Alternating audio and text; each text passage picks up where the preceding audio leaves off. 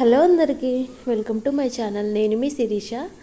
ఈరోజు రెసిపీ వచ్చేసి ఎంతో హెల్తీ అయినటువంటి మనకి మొలకలు ఎలా చేయాలో చెప్తాను. దీనికోసం ఒక కప్పు పెసర్లు తీసుకోవాలి. అందులోకి ఒక హాఫ్ కప్పు వరకు శనగలు తీసుకొని వాటిని కడిగి ఒక 8 నుంచి 9 గంటల వరకు నీటిలో నానబెట్టుకోవాలి. ఇలా నానబెట్టుకున్న తర్వాత ఇలా అవుతాయి చూడండి, నేను చూపించినట్టు.